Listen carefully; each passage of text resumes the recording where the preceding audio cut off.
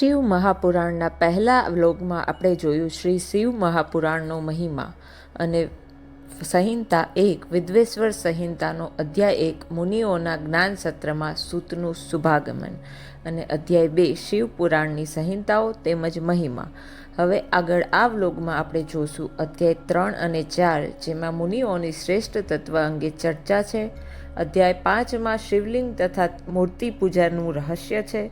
અધ્યાય 6 અને 8માં વિષ્ણુ બ્રહ્માનો વિવાદ તથા શિવની કૃપા, અને પછી બ્રહ્મા તેમજ કેવડા પર શિવની કૃપા અને કેમ કેવડાનું ફૂલ શિવજીને ચડતું નથી. અને અધ્યાય 9થી 12માં શિવનું પ્રાકટ્ય, ઓમકાર પ્રણવ મંત્ર અને શિવલિંગ વિશે સમજણ તથા તેનું પૂજન અને મંગલ પવિત્ર શિવ ક્ષેત્રો. તો હર હર મહાદેવ મિત્રો, welcome back to our channel which is Kalapi નગરી લાઠી. તો ચાલો શરૂ કરીએ શિવ પુરાણ. વિદ્વેશ્વર સંહિતા અધ્યાય 3-4 મુનિશ્રીઓની શ્રેષ્ઠ તત્વ અંગે ચર્ચા. સૂતજી કહે કે હે વંદનીય ઋષિઓ, તમે ધન્યતાને પાત્ર છો. હવે હું તમારી સમક્ષ જ્ઞાન, ભક્તિ અને વૈરાગ્ય એ ત્રણેયથી સભર એવા વેદાંત શાસ્ત્રનો સાર, જેમાં નિરૂપાયો છે, વર્ણવાયો છે, તેવા પવિત્ર શિવપુરાણની કથા કહું છું, જે તમે સૌ એકાગ્ર ચિત્તે પ્રસન્નતાપૂર્વક સાંભળો. પૂર્વે સૃષ્ટિનું ભ્રમણ કરતાં કરતાં આ કલ્પની ફરીથી શરૂઆત થઈ. તે વેળાએ કુલ શ્રેષ્ઠ એવા 6 વંદનીય મુનિઓ જ્ઞાન વિશે વિશદ ચર્ચા વિચારણા કરવા એકઠા થયા અને શ્રેષ્ઠ તત્વની વિચારણા કરતા હતા. તે કાળે તેઓ કોઈ નિર્ણય પર આવી શક્યા નહીં. આથી તેઓ સઘળા બ્રહ્મદેવ સમક્ષ પહોંચ્યા. તેમને નમસ્કાર કર્યા, પોતાની મૂંઝવણ પણ રજૂ કરી. તેઓ નમ્ર ભાવે કહે, હે પિતામહ, સર્વ તત્વોમાં જૂનું અને શ્રેષ્ઠ તત્વ કયું છે તે જણાવો. યતો વાચો નિવર્તતે અપ્રાપ્ય મનસા સહ. બ્રહ્માજીએ શાંતિપૂર્ણ કહ્યું, જ્યાં મન સહિતની વાણી પહોંચી શકતી નથી અને પરત ફરે છે તે સર્વોત્તમ તત્વ છે. જેનાથી સઘળા દેવોનું પ્રાકટ્ય થયું છે તે મહાદેવ સર્વજ્ઞ અને જગત ઈશ્વર છે. જે રીતે બીજમાંથી અંકુર ફૂટે છે અને એ અંકુર મોટું થાય છે ત્યારે તેના ફળમાંથી બીજ થાય છે, તેમ શિવ પ્રભુની પરમ કૃપા પ્રાપ્ત થાય છે. તેથી હે વંદનીય બ્રાહ્મણો, તમે સઘળા પૃથ્વી પર જાઓ અને ત્યાં જઈને 1000 વર્ષ સુધી ચાલે તેવો યજ્ઞ આરંભો. યજ્ઞના અધિપતિ દેવ શ્રી શિવ ભોલેની કૃપાથી તમને વેદ વિદ્યાના દિવ્ય સારરૂપ સાધન મળશે. બ્રહ્માજીએ આ મુજબ આજ્ઞા આપી એટલે સઘળા મુનિઓ કહે કે આપે સાધનની પ્રાપ્તિ કરી તે ઉત્તમ સાધન કયું હોઈ શકે? તેની પ્રાપ્તિ માટેની સાધકની યોગ્યતા શું હોઈ શકે તે અમને વિગતથી સમજાવો. બ્રહ્માજી કહે, શિવપદની પ્રાપ્તિ એટલે સાધ્ય, શિવની ભાવપૂર્ણતા સેવા એટલે સાધન. જેણે નિત્ય નૈમિતિક વગેરે કર્મોના ફળની આશાનો ત્યાગ કર્યો હોય તે સાધક છે. સાધક અંગે વર્ણન કરતા પ્રભુ શંકરે કહ્યું છે કે સાધકે શિવકથા ભાવ શ્રદ્ધાથી સાંભળવી, વાણી વડે એકલતાથી કીર્તન કરવું તથા એકલીન ભાવે શિવનું ધ્યાન કરવું. આ પ્રમાણે સાધના કરીને શ્રેષ્ઠ સાધન મેળવો. પ્રથમ ગુરુના મુખે આ પવિત્ર કથાનું શ્રવણ કરો, ત્યાર પછી કીર્તન કરવું, ત્યારબાદ મનન કરતાં કરતાં ક્રમશઃ ભાવપદને પ્રાપ્ત કરવું. આ પ્રકારનો અભ્યાસ સાધકને અઘરો લાગશે. જોકે છેવટે આદિથી અંત સુધી સઘળું કલ્યાણકારી અને મંગળ બની રહેશે. શરીરની વ્યાધિઓ મટશે. સાધકને દિવ્યાનંદની પરમાનુભૂતિ થશે. મુક્તિના સાધન શ્રવણ મનન નિધિ સાધન. ત્યાર પછી બ્રહ્માજી મુનિશ્રીઓને શ્રવણ મનન અને કીર્તનની વિગતો વિશે વિશદતાથી સમજૂતી આપતા કહે, ઇષ્ટનું ભાવપૂર્ણતાથી પૂજન કરવું, નામજપ કરવા તથા તેમના ગુણો, લીલા અને રૂપની સતત નિતાંત શોધ પ્રક્રિયા કરવી તે મનન છે. શિવજીના રૂપ, ગુણ, લીલા, પ્રતાપ અને નામોનું ગાયન રૂપે અથવા મંત્રોચ્ચાર થકી તેમજ વાણી થકી સ્તવન કરવું તે કીર્તન કહેવાય. સજ્જનો, પંડિતો, જ્ઞાનીઓના સમાગમથી પ્રથમ શ્રવણ લાભ પ્રાપ્ત થાય છે, પછી જ તેનું કીર્તન થાય છે. બ્રહ્માજીએ આ મુજબ સમજાવીને એક દ્રષ્ટાંત રજૂ કર્યું. મહર્ષિ પરાશરના પુત્ર વ્યાસમુનિ એક દિવસ પવિત્ર સરસ્વતી નદીના તટે ધ્યાનમગ્ન બનીને તપક્રિયામાં બેઠા હતા. આ સમય દરમિયાન વિમાનમાં આરૂઢ થઈને પ્રભુ સનતકુમાર તે સ્થળેથી પસાર થયા. તેમની દ્રષ્ટિ મુનિ પર સ્થિર થઈ, તેથી તેઓ ત્યાં રોકાયા. તત્ક્ષણે વ્યાસ મુનિની ધ્યાન સ્થિતિનું આવરણ દૂર થયું. તેમણે વિમાનમાં બેઠેલા સનતકુમારને જોયા. તેમણે ભાવવંદના કરી, નમસ્કારથી તેમને સત્કાર્યા. તે વખતે પ્રસન્નતાથી સનતકુમાર કહે, હે મુનિવર, તમે સત્ય વસ્તુનું ધ્યાન ધરીને બેઠા છો. સત્યમ પરમ ધીમહિ. સદાશિવ ભગવાન તમને સહાયરૂપ થાય છે. આમ છતાં તમે આ ક્ષણે તપ ક્રિયામાં શા માટે બેઠા છો? વ્યાસ મુનિ અત્યંત ભાવથી કહે, હે પ્રભુ, આપની દયાકૃપાથી મેં વેદ માર્ગ મુજબ ધર્મ, અર્થ, કામ અને મોક્ષનો ખૂબ પ્રચાર કર્યો છે. આ રીતે હું ગુરુ બન્યો છું, પરંતુ હજુ સુધી મને મોક્ષનું સાધન જાણવા મળ્યું નથી. તે મેળવવાના હેતુથી મેં આ તપ આરંભ્યું છે. એટલે સનતકુમાર કહે, હે દિવ્ય મુનિ, શિવનું સ્મરણ, કીર્તન, મનન એ 3 ઉત્તમ સાધન છે. વેદને માન્ય પણ છે. હું પણ અગાઉ તમારી જેમ બ્રહ્મા ઉતરીને મંદરાચલ પર્વત ઉપર તપ કરતો હતો. શિવજીની પરમ કૃપાએ નંદકેશ્વરને મારી પાસે મોકલ્યા. એ વખતે તે ગણેશ્વરે અતિભાવ અને પ્રેમપૂર્વક ભક્તિનું ઉત્તમ સાધન સમજાવ્યું હતું. નંદિકેશ્વર કહે, હે બ્રાહ્મણ દેવ, મને શિવજીએ કહ્યું છે કે તેમનું કીર્તન, શ્રવણ અને મનન એ જ મુક્તિનું સાધન છે. તે વેદ માન્ય છે. તમે તે સાધના હંમેશા વારંવાર કરો.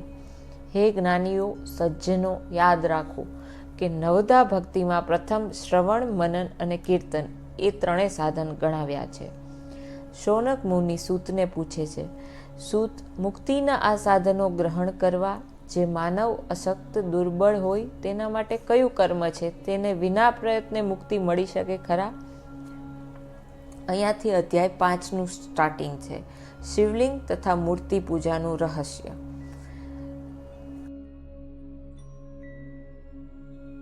શ્રવણ આદિ સૂત કહે કે 3 સાધનો કરવા જોઈએ. જે તેમ ન કરી શકે તેમણે પ્રભુ શિવના લિંગની અથવા મૂર્તિ સમક્ષ મૂર્તિની સ્થાપના કરવી, તેનું પૂજન કરવું. આમ કરવાથી તે ભાવક સંસાર સાગર પાર કરી જશે. ભાવક આહ્વાનથી વિસર્જન સુધી ભક્તિભાવપૂર્વક રીતે પૂજન કરે તો માનવ શ્રવણાદિ સાધનો મેળવ્યા વિના પણ શિવ દયાથી મુક્તિ મેળવે છે. અનેક લોકોએ માત્ર મૂર્તિ અથવા લિંગ પૂજન કરીને મુક્તિ પામ્યા છે. મુનિ શૌનક કહે, બીજા દેવોની મૂર્તિની જ પૂજા કરાય છે, જ્યારે શિવજીને લિંગ અને મૂર્તિ બંનેમાં પૂજન કરાય છે. તેનું કારણ શું હશે? એટલે સૂત કહે, હે મુનિ, તમારો પ્રશ્ન ખરેખર અતિ ગૂઢ તથા દિવ્યતાથી ભર્યો ગણાય. તેનો ઉત્તર સ્વયં શિવ પ્રભુ જ આપી શકે. પણ શિવજીનું વચન જે મારા ગુરુદેવ પાસે સાંભળ્યું છે તે હું તમને કહું. શિવજી એકમાત્ર કલારહિત, નિર્ગુણ, નિરાકાર બ્રહ્મ સ્વરૂપ ગણાય. તેઓ રૂપવાળા પણ છે, તેથી કલા સહિત સગુણ, સાકાર પણ ગણાય. તેઓ શ્રી નિરાકાર હોવાથી તેમના પ્રતીક તરીકે લિંગ પૂજાય છે. આ રીતે ભગવાન નિરાકાર તેમજ સાકાર બેઉ સ્વરૂપે હોવાથી પરબ્રહ્મ નામે ઓળખાય છે, જે દર્શનીય છે અને વંદનીય છે. ભગવાન શિવ સિવાયના દેવો બ્રહ્મ સ્વરૂપ ન હોવાથી કલારહિત, નિષ્કલ, નિરાકાર નથી. તેથી તેમની આરાધના કોઈ લિંગ ચિહ્નમાં થતી નથી. તેઓ સાકાર છે, એટલે માત્ર મૂર્તિ સ્વરૂપે પૂજાય છે. શિવજી બ્રહ્મરૂપ છે, જ્યારે અન્ય દેવો જીવરૂપ છે. નંદિકેશ્વર આ કથા વિસ્તારથી સનતકુમારને સંભળાવી રહ્યા છે અને તે જ કથા સૂત, સૌનિક આદિ મુનિઓને સંભળાવે છે. નંદિકેશ્વર કહે, અગાઉ મહાકાળ નામક કલ્પ ચાલતો હતો. તે સમયે બ્રહ્મા અને વિષ્ણુ વચ્ચે વિવાદ ખડો થયો. બંનેને અભિમાન થયું કે હું જ મોટો છું અને બીજા નાના છે. તેમનું અભિમાન દૂર કરવા શિવજીએ બેઉની વચ્ચે નિષ્કલ થાંભલા રૂપે પોતાનું લિંગ સ્વરૂપ પ્રગટ કર્યું. તે પછી થાંભલામાંથી મૂર્તિ સ્વરૂપ બનાવ્યો. ત્યારથી નિષ્કલ લિંગ તેમજ મૂર્તિ એમ બેઉ સ્વરૂપની કલ્પના ઊભી થઈ છે. પરમ કૃપાળુ શિવજીના લિંગ અને મૂર્તિ ભોગ અને મોક્ષ બંને આપે છે, જ્યારે દેવોની મૂર્તિઓ ભોગ આપે છે. સનતકુમાર કહે, હે દિવ્ય યોગીન્દ્ર, તમે કહ્યું તે રીતે વિષ્ણુ બ્રહ્મા વચ્ચે વિવાદ ઊભો થયો હતો, તો એ વિવાદ વિશે વિશદતાપૂર્વક છણાવટથી તે સમજાવો. જે આપણને અધ્યાય 6 થી 8 સમજાવવામાં આવ્યું છે, વિષ્ણુ બ્રહ્માનો વિવાદ અને શિવની કૃપા. નંદિકેશ્વર કહે કે તે સમયે યોગીઓમાં શ્રેષ્ઠતમ એવા ભગવાન વિષ્ણુ શેષનાગ ઉપર સૂતા હતા. તે દરમિયાન બ્રહ્માજી કાળજાળ બનીને પૂછે છે, અહંકારીની જેમ ઘોર નિંદ્રામાં પોડનાર તું કોણ છે? તે વખતે ભગવાન વિષ્ણુ શાંતિથી અને ગંભીરતાથી કહે, તમે ભલે પધાર્યા. આ આસન ઉપર બિરાજો. તમે વ્યગ્ર છો. શા માટે વ્યગ્ર છો? બ્રહ્મા કહે, હે વિષ્ણુ, કાળના વેગથી તમને અભિમાન આવ્યું છે. તમને ખબર છે કે હું કોણ છું? હું પિતામહ બ્રહ્મા છું, જગતનો સર્જનકાર સર્જક છું. વિષ્ણુ કહે, અરે શું બોલ્યા? જગત તો મારી અંદર છુપાયેલું છે. તમને ખબર છે? તમે ખુદ પણ મારી નાભીની ભીતરમાંથી ઉત્પન્ન થયા છો, એટલે તમે તો મારા પુત્ર ગણાવો. બ્રહ્મા તરત જ બોલી ઉઠે છે, ખોટું, તદ્દન ખોટું કહો છો તમે. આ ત્રણેય લોકનું સર્જન કરનાર તો હું છું, એટલે એ રીતે હું તમારો પિતા છું. આ રીતે બંને વચ્ચે શાબ્દિક ટપાટપી અને વાદ વિવાદના વમળો રચાયા. બ્રહ્માજી હંસ પર બેઠા, વિષ્ણુ ગરુડ પર આરૂઢ હતા. તે પછી તેઓ યુદ્ધ માટે તત્પર બન્યા. બંને સામ સામે આવી ગયા. આયુધો રણકી ઉઠ્યા, પ્રહારો થતા રહ્યા. તેમનું આ ભીષણ યુદ્ધ નિહાળી વ્યાકુળ થયેલા સઘળા દેવો બ્રહ્મ સ્વરૂપ ત્રિશૂળધારી મહાદેવ સમક્ષ ગયા. કૈલાસમાં દેવોનું આગમન થયું. તેમણે મહાદેવને દંડવત પ્રણામ કર્યા, સ્તુતિ કરી. એટલે મહાદેવ પોતાના ગણો દ્વારા તેમને પાસે બોલાવ્યા. પછી મધુર અને મંગલ એવું ગંભીર વચન કહે છે, પુત્રો, તમે ક્ષેમ કુશળ છો ને? મારા શાસન વહીવટથી આ જગત તેમજ સઘળા દેવતાઓ પોતાના કર્મો યોગ્ય રીતે કરે છે કે કેમ? બ્રહ્મા અને વિષ્ણુની વચ્ચે ભીષણ જંગ મંડાયો છે, તેથી હું અજાણ નથી. હવે હું તેમને શાંતિના માર્ગે લઈ જવા માટે આવું છું. તે પછી મહાદેવે ગણોને આદેશ આપ્યો, સરસ મજાનો રથ સાબદો કરો. પાર્વતીજી તથા અન્ય ગણો સહિત તેમણે પ્રયાણ કર્યું. તેઓ તત્ક્ષણે યુદ્ધના સ્થળે પહોંચ્યા. અદ્રશ્ય સ્વરૂપે તેઓ યુદ્ધને નિરખી રહ્યા. અસ્ત્ર શસ્ત્ર અથડાતા તણખા જરી રહ્યા હતા. હાકલા પડકારા થતા હતા. સુરાતનના સુસવાટા બોલી રહ્યા હતા. વાતાવરણ પણ આ યુદ્ધથી સ્તબ્ધ હતું. મહાભયંકર પ્રલય થવાની શક્યતા નજર સામે હતી. આમ આ સ્થિતિ વધુ ચાલી રહે તો અનર્થ થઈ જાય તેવો માહોલ હતો. સાગર દીન દયાળુ પરમ કૃપાળુ કૃપાનિધિ શિવજીના હૈયે દયાનું ઝરણું વહી ચાલ્યું. તેમણે તે ઘડીએ અગ્નિના મોટા વિશાળ થાંભલાનો આકાર ધારણ કર્યો. તે પછી તેઓ બંનેની વચ્ચે નિષ્કલ સ્વરૂપે ઊભા રહ્યા. આ જોઈને બ્રહ્મા અને વિષ્ણુના શસ્ત્રો શાંત પડી ગયા. યુદ્ધ થંભી ગયું. તણખાઓ શમી ગયા. બંને આશ્ચર્ય મિશ્રિત ભાવે પરસ્પરને તાકી રહ્યા અને પૂછવા લાગ્યા, આ અદ્ભુત આકાર શેનો હશે? તે શું હશે? અરે, આ થાંભલાના ઉપરનો અને નીચેનો છેડો ક્યાં છે તે આપણે જાણવું જોઈએ. તે ઘડીએ જ વિષ્ણુએ વરાહનું સ્વરૂપ ધારણ કર્યું. તે થાંભલાનું મૂળ શોધવા કામે લાગ્યા. બ્રહ્માએ પણ હંસનું રૂપ ધારણ કર્યું. થાંભલાનો છેડો તો શોધવો પડે ને. હંસે ઉડ્ડયન કર્યું, ઊંચે ગયો. વિષ્ણુનું વરાહ સ્વરૂપ પાતાળ સુધી પહોંચ્યું. ઘણા ખાખા ખોળા કર્યા, આમ તેમ ફર્યા, ઊંચા નીચા થયા, પણ થાંભલાનો છેડો મળી શક્યો નહીં. બ્રહ્માએ આકાશેથી કેવડાનું ફૂલ ખરતું દીઠું. બંને પાછા ફર્યા. ભગવાન સદાશિવે સ્મિત લહેરાવ્યું. બંને દેવોનો ઉદ્યમ નિષ્ફળ ગયો હતો. તેઓ છેડો શોધી શક્યા ન હતા. આ સદાશિવના માથાના ડોલનથી કેવડાનું ફૂલ ખર્યું હતું.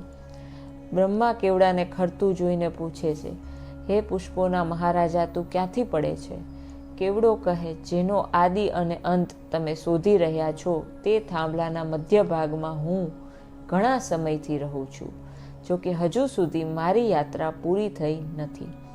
બ્રહ્મા તેને સમજાવે છે, તું મારી સાથે ચાલ અને વિષ્ણુને કહી દે કે બ્રહ્માએ થાંભલાનો ઉપરનો છેડો શોધ્યો છે. તેનો હું સાક્ષી રહ્યો છું. ચાલ, આગળ થા. કેવડાને તો બ્રહ્માએ વિનંતી કરી, આથી તે બ્રહ્મા સાથે ચાલી નીકળ્યો.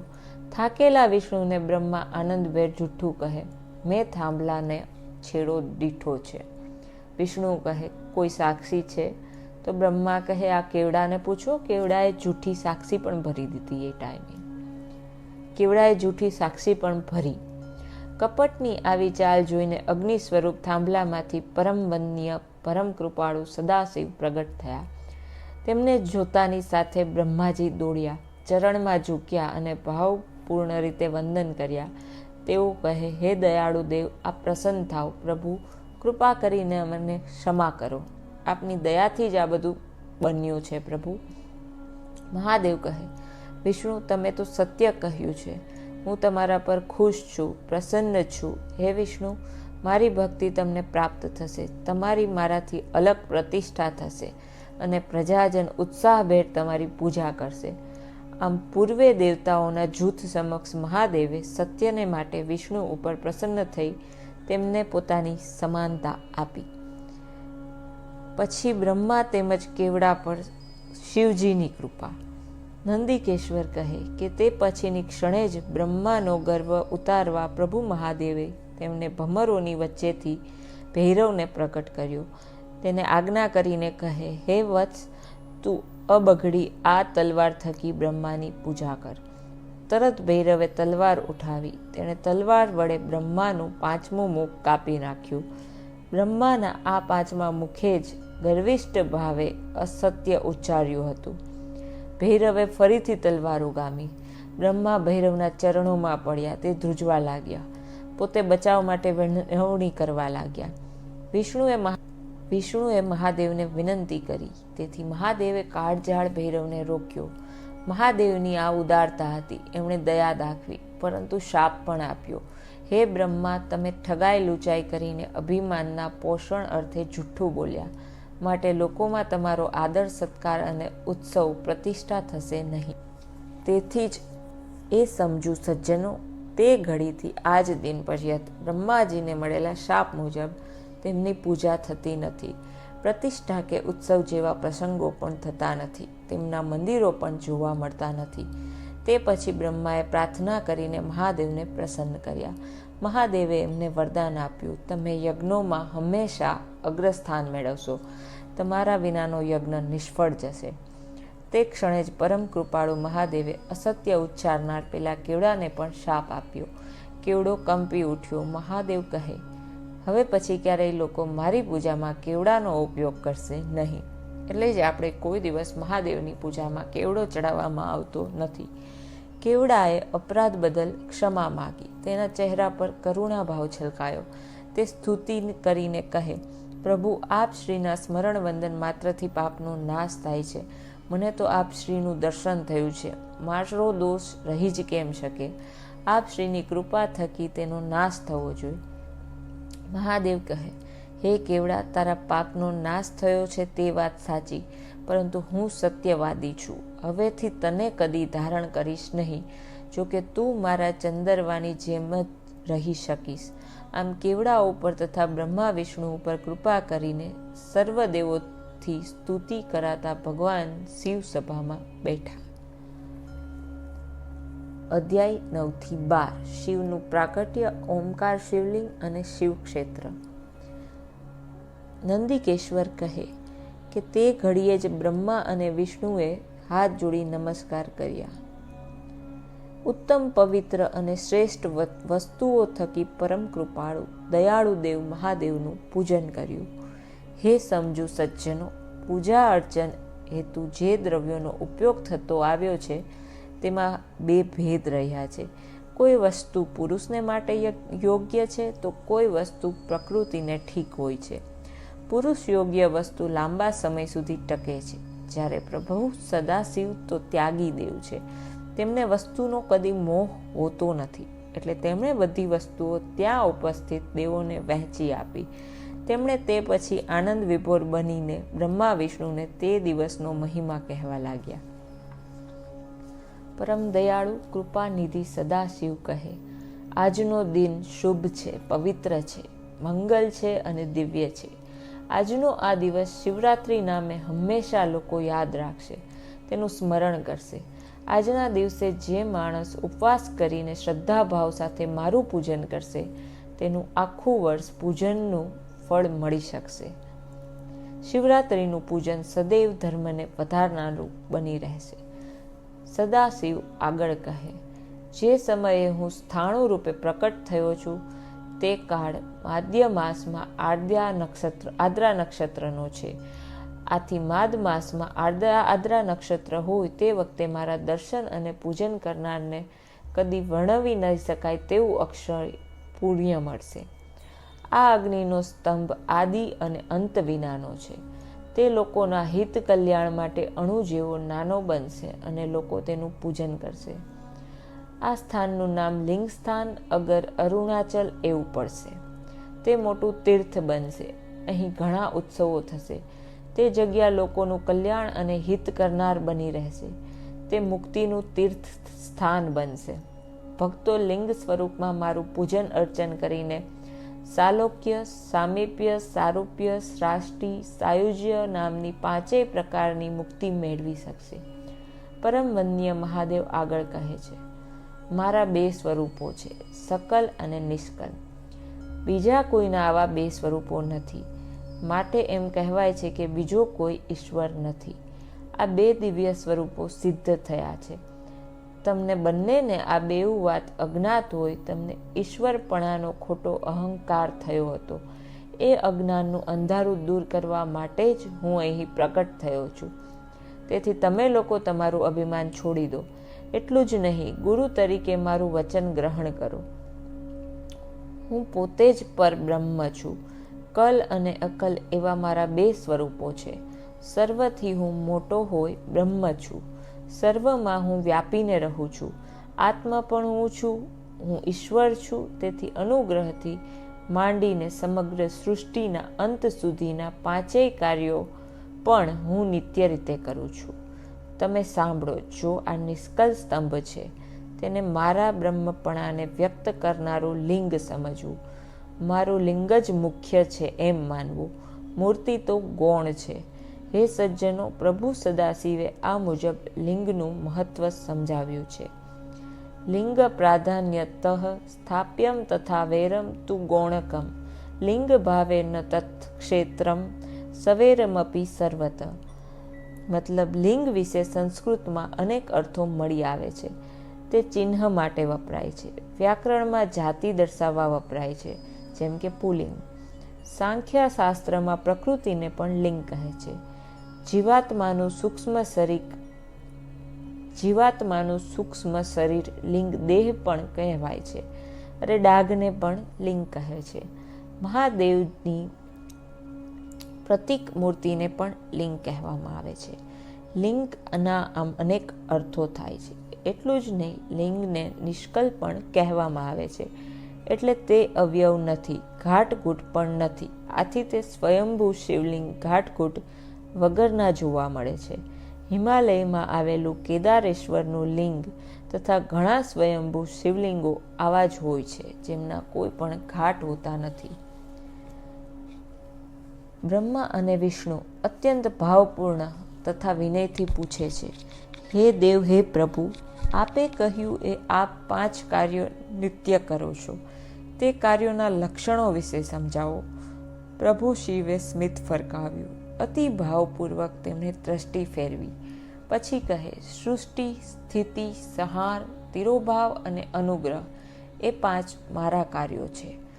સંસારનો આરંભ કરવો તેને સૃષ્ટિ કહી શકાય, અને તેનો નાશ એટલે સંહાર, તેનો ઉદ્ધાર એટલે તેનો તિરોભાવ, અને મોક્ષને અનુગ્રહ કહેવાય.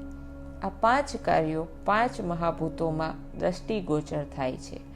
પૃથ્વીમાં સૃષ્ટિ, જળમાં સ્થિતિ, અગ્નિમાં સંહાર, વાયુમાં તિરોભાવ અને ગગન એટલે કે આકાશમાં અનુગ્રહ રહેલા છે.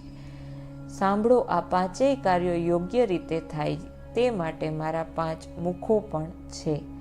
મારી અનંત કૃપા, દયા અને ભાવથી બ્રહ્માને સૃષ્ટિ કાર્ય પ્રાપ્ત થયું છે. સ્થિતિ કાર્ય વિષ્ણુ થકી થાય છે. તિરોભાવ અને સંહારના 2 કાર્યો રુદ્ર અને મહેશ્વરને પ્રાપ્ત થયા છે. જો કે અનુગ્રહ નામનું શ્રેષ્ઠ ઉત્તમ કાર્ય તો મેં મારી પાસે રાખેલ છે. તમે કાળને વશ થઈ તમને સોંપેલ કાર્ય વિસરી ગયા છો, પરંતુ રુદ્ર અને મહેશ્વર ભૂલી ગયા નથી. તેથી તેમને વેશમાં, રૂપમાં, કાર્યમાં, વાહનમાં, આસનમાં તેમજ આયુષ્યમાં મેં મારી સમાનતા નિરૂપી છે. તમારે મારું ધ્યાન સિદ્ધ કરવું હોય તો તમે ઓમકાર મંત્રનો જાપ કરો. ઓમકાર અભિમાનનો નાશ કરે છે. તે સુંદર મહામંગલ કાર્ય કરનાર મંત્ર છે. તે ભૂલવું જોઈએ નહીં. આ ઉત્તમ મંત્ર છે, શ્રેષ્ઠ કરનાર છે. આ મંત્રનો મેં પ્રથમ ઉચ્ચાર કર્યો છે, એટલે એમ કહેવાય કે ઓમકાર મંત્રનો પ્રભાવ શ્રેષ્ઠ છે. ઓમકારના દ્વારા મારું સ્મરણ થાય છે. ઓમકારનો અ મારા ઉત્તર મુખથી, ઉ પશ્ચિમ મુખથી, મ દક્ષિણ મુખથી, બિંદુ પૂર્વ મુખથી અને નાદ ઉર્ધ્વ મુખથી પ્રકટ પામેલ છે. ઓમકાર મંત્ર દ્વારા જ પંચાક્ષર મંત્ર ઉત્પન્ન થયો છે. નમઃ શિવાય એ પંચાક્ષર મંત્રમાંથી 5 માતૃકાઓ મકાર, નકાર વગેરે ઉત્પન્ન થઈ. સર્વ વેદો અને કરોડો મંત્રો તેના થકી જ ઉત્પન્ન થયેલ છે. આ મૂળ મંત્રથી ભોગ અને મોક્ષ બંને પ્રાપ્ત થાય છે.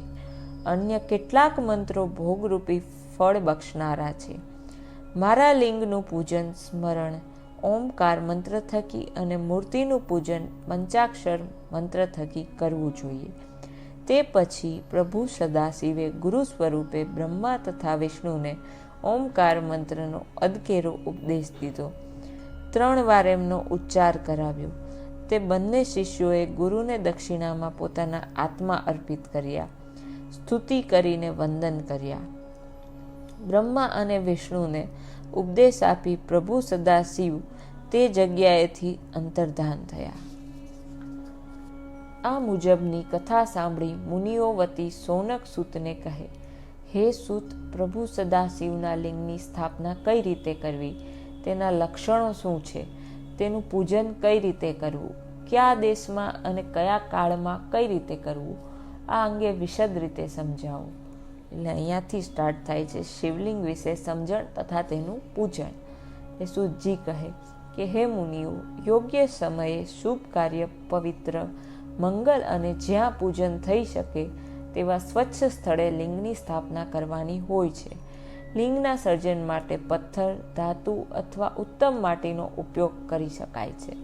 ચરલિંગ હોય તો નાનું અને એકાદ આંગળ જેવડું રાખવું. અચર લિંગની પ્રતિષ્ઠા કરવાની ભાવના હોય તો લિંગનું માપ 12 આંગળ જેટલું રાખવું ઉત્તમ ગણાય. મનોહર સુંદર પીઠિકા તૈયાર કરી તેના પર પ્રતિષ્ઠા કરવી. તેની ઉપર મંદિર બનાવી શકાય. હા, મંદિર બનાવવું હોય તો શિલ્પશાસ્ત્રના નિયમોને ધ્યાનમાં રાખીને બનાવી શકાય. 2 પ્રકારના લિંગ છે, સ્થાવર અને જંગમ. વૃક્ષ, વેલી વગેરે સ્થાવર છે, તેમજ કૃમિ, કીડા વગેરે જંગમ છે. સ્થાવરની સેવા અને જંગમની તૃપ્તિ કરવાનું વિધાન છે. સદાશિવની પૂજા ષોડશોપચાર વિધિથી કરાવવી અથવા કરવી. આમ થવાથી શિવપદ પ્રાપ્ય થઈ શકે. આવાહન, આસન, અર્ધ્ય, પાદ્ય, આચમન, સ્નાન, ગંધ, વસ્ત્ર, ધૂપ, પુષ્પ, દીપ, નૈવેદ્ય, આરતી, પાનબીડું, નમસ્કાર અને વિસર્જન, આમ 16 પ્રકારના પૂજનને ષોડશોપચાર કહેવાય છે. હા, પૂજન પછી જપ કરવું. પ્રતિદિન રોજ 10,000 જપ કરવાથી શ્રેષ્ઠ ઉત્તમ ફળ પ્રાપ્ત થઈ શકે, પરંતુ તે ન બને તો સવાર સાંજ મળી 1,000 જેટલા જપ કરવા જોઈએ. હા, ઉપાંશુ એટલે હોઠ પફડે પણ ઉચ્ચાર સંભળાય નહીં તે પ્રકારનો જપ કરવો. બ્રાહ્મણે પંચાક્ષરનો જપ કરવો જોઈએ. તે વખતે નમઃ પહેલાં લઈને જપ કરવો, નમઃ શિવાય. અન્ય વર્ણોએ નમઃ છેલ્લે લઈને જપ કરવો, શિવાય નમઃ. 1,000 દિવસમાં 10 લાખ મંત્ર જપ કરવાથી ઇષ્ટ સિદ્ધિ પ્રાપ્ત થાય છે. પ્રભુ સદાશિવની આજ્ઞા છે કે આ મંત્રનો જપ કરવો. તે પછી મનુષ્ય સવારે નિત્યક્રમો, દિવસ દરમિયાન કામ્ય કાર્યો અને સાંધ્ય તાણે શાંતિ બક્ષનારા કર્મો કરવા જોઈએ. કલયુગમાં કર્મથી જ ફળ સિદ્ધિ અવશ્ય થાય છે. સૂતજીએ આપેલા ઉત્તરથી તૃપ્ત થઈને સંતોષ પામીને મુનિશ્રીઓને વધુ જાણવાની ઈચ્છા જાગી. તેથી શૌનક મુનિ કહે, હે સૂત, તમે હવે અમને ઉત્તમ પવિત્ર મંગલ શિવ ક્ષેત્રો અને તેમની ઉત્પત્તિ અંગે વિસ્તારથી સંભળાવો. શૃણુધ્વં મુનયઃ પ્રાજ્ઞા શિવક્ષેત્રમ વિમુક્તિદમ તદાગમાસ્તતો વક્ષ્યે લોકર્મક્ષાથમેવ હિ. સૂતજી કહે કે હે મુનિઓ, પૃથ્વી પર વસવાટ કરતા લોકોના મોક્ષ માટે સદાશિવે કૃપા કરીને મંગલ પવિત્ર શિવ ક્ષેત્રો રચેલા છે. તેમજ દેવો અને ઋષિઓએ સ્વીકારેલા તથા સ્વયંભૂ પ્રકટ થયેલા ક્ષેત્રો છે. મનુષ્ય સ્નાન, દાન અને જપ તીર્થ ક્ષેત્રમાં કરવા જોઈએ, નહીં તો રોગ, દરિદ્રતા કે મૂંગાપણાનો દોષ પ્રાપ્ત થાય છે. મનુષ્યએ કોઈ પણ ઉપાયે પુણ્ય ક્ષેત્રમાં વાસ કરવો જોઈએ. સરસ્વતી નદી અતિ પવિત્ર ગણાય છે, કેમ કે તે 8 મુખવાળી છે. તેથી સમજદાર માણસે તેના તટે વાસ કરવો જોઈએ. એમ કરવાથી તેને બ્રહ્મપદ પ્રાપ્ત થાય છે. આ સરસ્વતી અત્યારે ગુપ્ત રીતે વહે છે. પવિત્ર ગંગા નદીના 100 મુખ છે. તેના કાંઠે કાશી, જ્યાં પવિત્ર તીર્થો પણ આવેલા છે. 10 મુખવાળી સોણભદ્ર, 24 મુખવાળી નર્મદા, 12 મુખવાળી કૃષ્ણાવેશી, 10 મુખવાળી તુંગભદ્રા, 9 મુખવાળી સુવર્ણમુખરી, 27 મુખવાળી કાવેરી વગેરે નદીઓ પવિત્ર ગણાય છે. વળી યમરાજની બહેન યમુના યમપાશ મુક્ત કરાવે છે. તેના પવિત્ર તટે તીર્થ સ્થળો પણ આવેલા છે. તે બધા સદાશિવના પવિત્ર તીર્થ ક્ષેત્રો છે. સમજદાર મનુષ્યએ શુદ્ધ ભાવે, સદવર્તન અને સદાચારપૂર્વક તીર્થમાં વાસ કરવો જોઈએ. પવિત્ર વાતાવરણમાં કરેલું પુણ્ય વૃદ્ધિ પામે છે, પરંતુ તે સંજોગોમાં પાપ થઈ જાય તો તે રજમાંથી ગજ જેવડું બની જાય છે. મનુષ્ય કાયિક, વાચિક અને માનસિક પાપો કરતો હોય છે. તીર્થ સ્થળો કાયિક તેમજ વાચિક જેવા પાપોનો નાશ કરે છે. જોકે માનસિક પાપો જન્મ જન્માંતરથી ચાલ્યા આવતા હોય તેનો નાશ પરમ કૃપાળુ, પરમ વંદનીય પ્રભુ સદાશિવના ધ્યાન, પૂજન અને અર્ચન દ્વારા જ થાય છે. એટલું જ નહીં, વાણીનું પાપ સતત જપ કરવાથી, દેહનું પાપ તપ અને ધનનું પાપ દાન પુણ્ય કરવાથી દૂર કરી શકાય છે. એ સમજવું જરૂરી છે કે પુણ્ય અને પાપના 3 વિભાગો તારવેલા છે: બીજરૂપી અંશ વૃદ્ધિ પામતો અંશ અને ભોગ અંશ. તે પૈકી બીજરૂપી અંશ જ્ઞાન થકી જ નાશ પામે છે, જ્યારે વૃદ્ધિ પામતો અંશ જપ, તપ અને દાનથી નાશ પામે છે, તથા ભોગ અંશ ભોગવીને નાશ કરાય છે. તેથી વિદ્વાનો કહે, મનુષ્યએ પાપ કર્યા વિના પવિત્ર તીર્થ સ્થળો તેથી વિદ્વાનો કહે છે કે મનુષ્યએ પાપ કર્યા વિના પવિત્ર તીર્થ સ્થાને જઈને વસવાટ કરવો જોઈએ. આગળના અધ્યાય સાંભળવા માટે અમારી ચેનલને લાઇક, શેર અને સબસ્ક્રાઈબ કરો અને ચેનલ પર બન્યા રહેજો. ટૂંક સમયમાં અમે આગળના અધ્યાય પણ મૂકી દઈશું. હર હર મહાદેવ.